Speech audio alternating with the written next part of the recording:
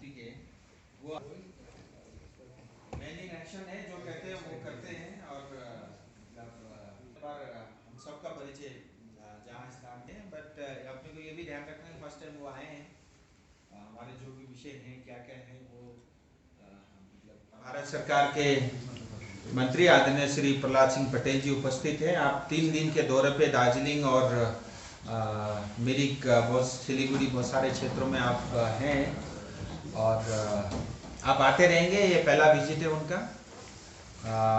आज यानी कल सिलीगुड़ी आने से लेकर के अभी शाम तक बहुत सारे समाज के और चाय बागान के और ट्रेड यूनियन के लोगों से मुलाकात हुई है और वो सब बातें भी साहब आपके सामने रखेंगे और अंत में आपके मन में अगर कोई प्रश्न होंगे तो एक एक करके अपना प्रश्न मंत्री जी के सामने रख सकते हैं। सो मैं निवेदन करूंगा मंत्री जी से।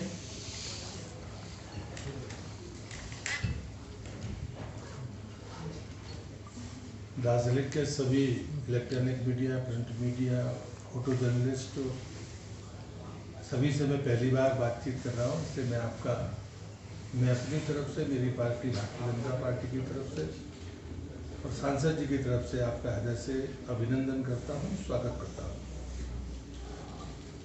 पार्टी की योजना के अनुसार मैं 3 दिवसीय दौरे पर हूँ। आज मेरा दूसरा दिन पूरा हुआ है।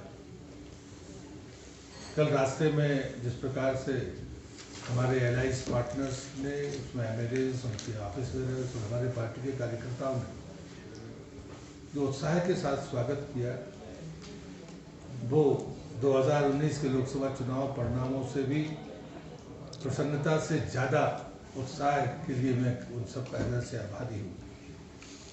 आज दिन में मैंने पर्यटन के क्षेत्र से जुड़े हुए जो भी स्टेक होल्डर्स हैं, hotelier, tour and travellers, guides और सोशल एक्टिविस्ट के जो ऑर्गेनाइजेशंस हैं, जिसमें दार्जिलिंग इनिशिएटिव करके एक ऑर्गेनाइजेशन है, इन सब से बड़ी विस्तृत चर्चा की है। दूसरे सत्र में हमने जो कल्चरल एक्टिविटीज़ से जुड़े हुए लोग थे, ऑर्गेनाइजेशंस थे, बड़े पुराने ऑर्गेनाइजेशंस हैं, उन सब से मैंने बात की है, चाहे वो ड्रामा के हों, चाहे वो संगीत के हों, चाहे वो नृत्य के हों, चाहे वो हमारे लोकल फोक डांसर्स हों या गायक हों। फिर उसके बाद में हमारी पार्टी की गतिविधियां शुरू हुई। जो चाय बागान के हमारे टी वर्कर्स यूनियंस के लोग हैं, यूनाइटेड फोरम के तौर पर काम करते हैं, उनसे भी मेरी बातचीत हुई। इन सब से चर्चा के बाद में 2-3 बातें बड़ी साफ लगती हैं कि ये सब पहले समय से हम लोग सुनते रहे कि बंगाल में कानून का राज नहीं है। ये भी हम सुनते रहे हैं कि उनको सामाजिक सरोकारों से बंगाल की सरकार को कोई लेना देना नहीं है। जब हम ये कहते हैं तो लोगों को लगता होगा कि शायद हम प्रतिपक्ष के नाते कहते हैं, लेकिन जब हम चाय बागान की बात करते हैं तो मैं 10 साल पहले सिलीगुड़ी आया था। उस समय असंगठित क्षेत्र के भारतीय जनता मजदूर महासंघ में राष्ट्रीय अध्यक्ष होता था। जो समस्याएं चाय बागान के लोगों की तब थी, वो आज भी जस की तस बरकरार है। उनका वेश, जिसको भी भारत सरकार ने मिनिमम वेज के कानून के तहत में पारित कर दिया है, शायद वो जल्दी उसमें न्याय हो जाएगा, लेकिन राज्य सरकार ने कुछ नहीं किया। दूसरा, चाय बागानों के भीतर सैकड़ों वर्षों से रहने वाले लोगों को जमीन का पट्टा नहीं है। ये राज्य सरकार का काम है, जो आज तक कभी हुआ नहीं। यहाँ टैक्स लगता है कुछ लोगों को, वो कलेक्टर वाही कर रहा है। अंग्रेजों के समय से उसमें कोई तब्दीली नहीं की। जब मैंने कल्चरल क्षेत्र के लोगों से पूछा तो उन्होंने कहा कि यहाँ का जो ऑफिस है उसमें लोग रिटायर होते जा रहे हैं, पद खाली रहते हैं, उसको भरा नहीं जाता। जो रिटायर थे वो एक अच्छे आर्टिस्ट थे, वो भी यहाँ पर आए। यहाँ कोई अकादमी नहीं है, अकादमी के लिए ज़मीन नहीं है, किसी भी प्रकार के आर्टिस्ट की प्रैक्टिस के लिए उनके पास में सार्वजनिक स्थान नहीं है। इससे ज़्यादा और कुछ नहीं हो सकता। दार्जिलिंग प्रकृति की अनूठी देन है। यहाँ की कला, यहाँ की संस्कृति, यहाँ का नृत्य, यहाँ का संगीत नॉर्थ ईस्ट के किसी भी राज्य के मुकाबले, राज्य की जो क्षमता होती है वो यहाँ पर मुझे देखने को मिलती है। और इसलिए मुझे लगता है कि वास्तव में एक पर्यटन स्थल के नाते जो दार्जिलिंग को मिलना चाहिए था, वो राज्य सरकार की उदासीनता के कारण, उपेक्षा के कारण वो उनको नहीं मिल पाया। लेकिन जो सरकारों की गलत नीतियों के कारण या व्यक्तियों की गलतियों के कारण जो गैप्स पैदा हुए हैं, उनको भरने की ज़रूरत भारतीय जनता पार्टी मानती है।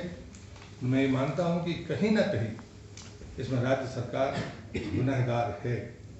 वो सांसद निधि का काम नहीं करने देती है। हमने कहा कि भाई सांसद निधि से बन सकता है, तो पता चला कि सांसद निधि खर्च ही नहीं कर सकता बंगाल में सांसद। तो फिर विकास कैसे होगा? आम लोगों को हितों की चिंता कैसे होगी? ये बड़ी चुनौती है। और इसलिए मैं मानता हूँ कि बंगाल सरकार के खिलाफ और उनकी पार्टी के जो लोग जिस प्रकार से आक्रामकता की राजनीति करते हैं, हिंसा की राजनीति करते हैं, उसके प्रति जो भयानक रोष है, उस रोष को कहीं ना कहीं वो परिवर्तन जो आंखों के सामने दिखता है वो पूरा होगा, ऐसा मेरा विश्वास है। मुझे पूछे विजन डॉक्यूमेंट जारी करेगी विधानसभा चुनाव, लोकसभा के समय जो किया था उस पर सांसद जी बताएंगे कि उन्होंने जो कहा था उन्होंने किन किन चीज़ों को पूरा किया। जैसे मिनिमम वेज का मामला है, कुछ और चीज़ें जो पूरी हुई 1.5 साल की वजह 150 साल से नहीं हुई, वो 1.5 साल में पूरी हुई। हमने ये तय किया है कि हमारा विधानसभा का भी घोषणा पत्र होगा, जो हमारा जोन है उसका भी घोषणा पत्र होगा और राज्य का घोषणा पत्र होगा।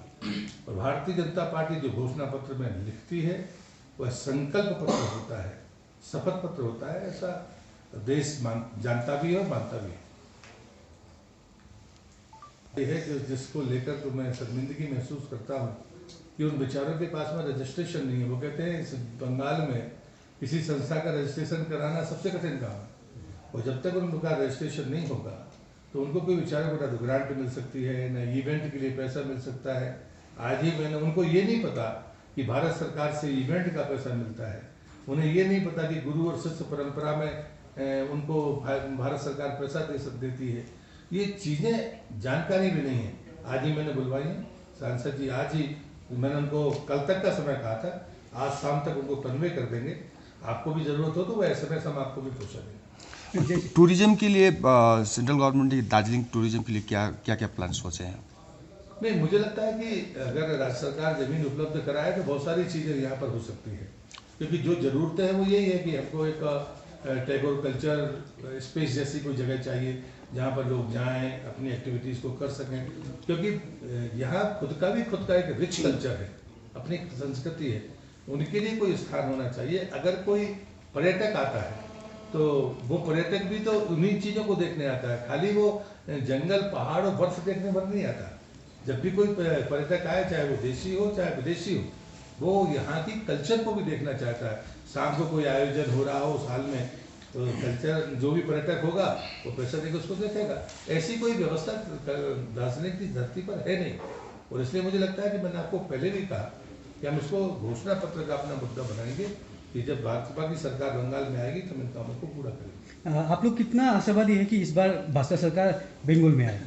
अब की बार 200 पार अमित जी ने कह दिया है, वो आंकड़ा है। जब वो ऐलान करते हैं तो अभी तक तो हम उस पर सही साबित हुए हैं, इसलिए अभी तो हमारा लक्ष्य यही है, अब की बार 200 पार। नहीं, जैसे पीके ने बताया है कि आप लोग भाजपा 60% टारगेट है, हम लोग का 100% टारगेट है, तो इसी बारे में क्या कहना? पीके को मैं सलाह दूंगा आपके माध्यम से कि वो मणिपुर की पुस्तक जाके पढ़े। वहाँ भारतीय जनता पार्टी का 2% वोट था और वहाँ हमने सरकार बना ली। पीके ने मणिपुर का भी ना इतिहास पढ़ा है और ना रिजल्ट को देखा होगा, तो शायद पीके को गलतफहमी होगी, जल्दी ठीक हो जाएगी। गोरखा सपना मेरा सपना, लेकिन वो अभी तक कुछ भी फुलफिल नहीं हुआ। जैसे आपने बताया अभी कि घोषणा पत्र या कसम खाने का प्रश्न होता है, तो उसी बारे में हमने 2 बातें उसमें कही थी कि हम गोरखा का स्थायी राजनीतिक समाधान खोजेंगे। मैं आपको कह रहा हूँ, हमारा घोषणा पत्र हमारा संकल्प पत्र है और वह होगा, और इससे गोरखा के मन में कोई दुविधा नहीं होनी चाहिए। और अभी एक बहुत छोटी बात सांसद जी ने मुझे कही थी, और जब तो मुझे नहीं पता था कि चुनाव अभी होगा, कि नेपाली जो हमारे राइटर्स हैं उनको स्कॉलरशिप नहीं मिलती है, जो रिसर्च स्कॉलर्स हैं। मैंने 3 दिन के भीतर करके दिया। इसलिए मुझे लगता है कि कोई वजह नहीं है हमारे घोषणा पत्र पर शंका करने की। कांग्रेस ने तो 20-20, 25-25 साल घोषणा पत्र में लिखा और नहीं किया। हम अपने टर्म के बाहर कोई चीज़ जाने नहीं देते। 2014 से 19 के बीच में जो घोषणा की थी वो पूरी हुई, 2019 में जो घोषणा हुई है वो 2024 के पहले पूरी होगी, ये वचन है हमारा। जब कभी आप उस पर डिबेट करोगे तो मैं जरूर शामिल होऊंगा, अभी बार बार आता रहूँगा। बंगाल राज्य के भीतर ही बंगाल की बात होती है, पर मुझे लगता है ये डिबेट ऐसे नहीं करनी चाहिए। जब अपने घोषणा पत्र में लिखेंगे तो अक्षर से लिखेंगे। तो ये आपका जो विजिट, जिम्मेदारी पार्टी की दृष्टि से दी है। भारतीय जनता पार्टी में कार्यकर्ता व्यक्ति पहले होता है, पदाधिकारी, मंत्री, सांसद, विधायक बाद में होता है। तो हर व्यक्ति को जो जिम्मेदारी दी जाती है वो होगी। मैं संगठनात्मक कार्यों के लिए भी आपके बीच आता रहूँगा। और नेक्स्ट टाइम जब आएंगे आप पहाड़ के लिए कुछ खुशखबरी लेके आएंगे? जो हमारे स्तर पर संभव होगा निश्चित रूप से करेंगे। आपको शायद खुशी होगी। बिफोर इलेक्शन ट्राइबल स्टेटस मिल सकता है पहाड़ी जनजाति को, जो 11 कम्युनिटीज जिसने कि अभी पहाड़ में जो माहौल बना हुआ, जो उम्मीदें रखा है। होता है क्या, देख आगे आगे होता है क्या। नमस्कार, जय गोरखालैंड है ना, गोरखा, जय गोरखा।